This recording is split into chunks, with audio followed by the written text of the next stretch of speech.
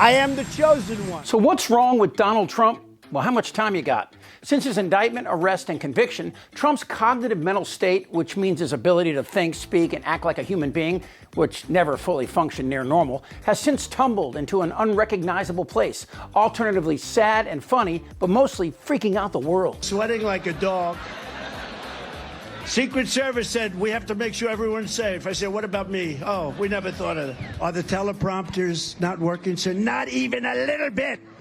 Great job. And then I don't pay the company that does it, right? And then I end up with a story Trump doesn't pay.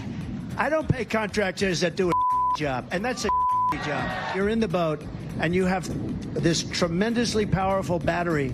And the battery's now underwater. And there's a shark that's approximately 10 yards over there. The boat is sinking. Do I stay on top of the boat and get electrocuted? Or do I jump over by the shark and not get electrocuted? I'll take electrocution every single time.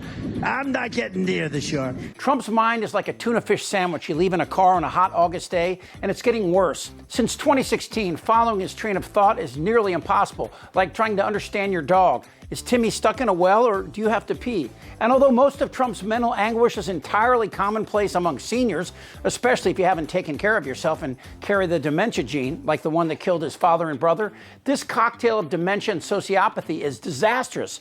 But his health and that worsening sociopathy buried inside his dementia, it's catastrophic. As you've heard, he has plans, and those plans include revenge against anyone and everyone. Revenge. In several interviews since that verdict, Trump has suggested he would seek retribution against his so-called political enemies if he returns to the White House. And here are just some of those recent comments.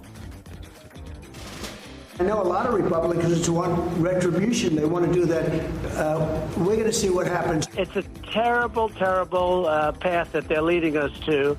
And it's very possible that it's going to happen to them. Revenge does take time, I will say that. It does. And sometimes revenge can be justified. Without a doubt, there is a moment in which we sit that is so unique. People are scared because we know by now to believe Donald Trump. And the moderates in the party, though they have not shrunk in size, they've remained pretty steady, they don't know what to do. There's the conundrum of, do we, again, trust Donald Trump? And when you talk about trusting Donald Trump, that kind of flips both ways. You don't know what day of the week to trust him on and what issue to trust him on. Now that is troubling, almost as troubling as the Republican support for attacking political opponents. MAGA cannot be ignored. Dairy Queen and her Cracker Barrel militia want to put President Biden and his wife in jail, as well as the FBI director, Chris Wray, and Rachel Maddow. I know it sounds insane, right? But it could happen. After hearing Alito and his wife's secret recordings. You know what I want? I want a Sacred Heart of Jesus flag, because I have to look across the lagoon at the Pride flag for the next month. Where he pledges to never compromise and build a Christian nation. Well, one could easily say, how did we get here? I am the political prisoner of a failing nation. I mean, at least RFK can blame it on a worm. You know what? I'm hearing the Pence. I'm hearing the Pence just caved. No. Is that true? I didn't. I'm hearing reports that Pence caved. No I'm way. telling you, if Pence caved, we're gonna drag through the streets. MAGA voters are a unique byproduct of anti-intellectualism and laziness. And Trump supporters in Congress and business look at him like a 14-year-old pit bull on a long leash, an angry and confused animal who will attack anyone, even and especially Republicans who don't feed him. They are running out the string while Trump gives them anything they want, as long as they worship him. Donald Trump has an encyclopedic memory. That an illegal alien, and you just... It seems crazy to ask this and even crazier to fathom it, but do you believe if Donald Trump were elected next year that he would try to stay in office beyond a second term? That he would never leave office? There's no question. I mean, some people can only take so much. Liz Cheney voted with Trump 94% of the time.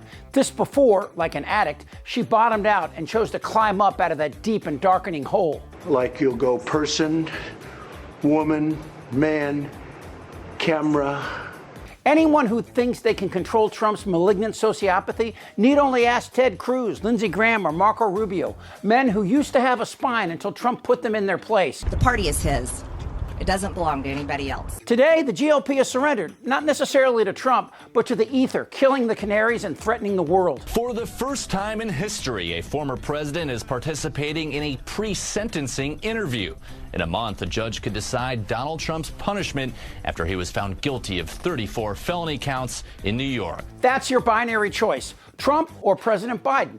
Joe Biden, a man who has repeatedly proven that his 50 years of public service gives him access to solutions via knowledge and experience. Or Tiny Fingers, a raging hemorrhoid of a human who will bring it all down to save himself. And to that point, Trump's mental illness, not his dementia, is where his anger and revenge stew. His inability to self-deprecate or even understand nuanced issues, both domestically and globally, is shared by his base, who lack the ability to see both sides. But not like this. Very fine people on both sides. I mean, Trump is a big business guy who refuses to see the dangers of climate change, but even more importantly, the opportunities that alternative energy offers the United States as leaders in a future green world.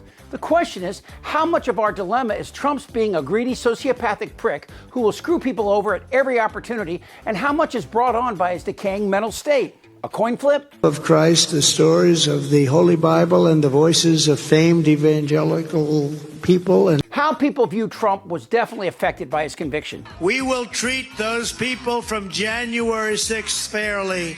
We will treat them fairly. And if it requires pardons, we will give them pardons. There is a growing sentiment that a convicted felon, especially one with ties to dictatorial regimes in Russia, Turkey, and Saudi Arabia, ought not to be president. And his whiny, bitchy claim that there's a two-tiered system at place was dealt a major blow when Hunter Biden was convicted of much lesser charges and is facing imprisonment. That said, the Electoral College doesn't care about shifting trends in heavily blue or red states, but instead offers a door by which Trump could win and thus become the first commander-in-chief with both an authoritarian military and a White House diaper service.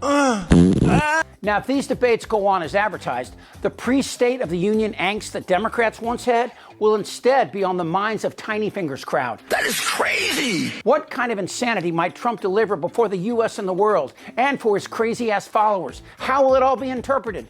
I don't know, but it won't be boring. J6 warriors, they were warriors, but they were really more than anything else. They're victims of what happened. All they were doing is protesting a rigged election. Trump won't arrest Biden and Rachel Maddow on day one, but Trump's dementia won't improve. He will become even more angry and paranoid while the Thomases and Alitas shape the new United States. And it won't be pretty. A theocratic stronghold built on the backs of MAGA, going Old Testament on women, minorities, and the poor, is already hiding in plain sight. As is this. Trump's mind is gone. But maybe it was never there. Maybe Trump's time on earth was to be a tool of sorts, allowing the racist, Calvinistic white Americans to erase the truth of our past and to fashion a future free of dissent and choice. This is a test of the emergency broadcast system. When I was a kid, the emergency broadcast warning would come on and the announcer would say, "This is just a test." And I always wondered if that horrible, catastrophic day should ever come, what would it look like then?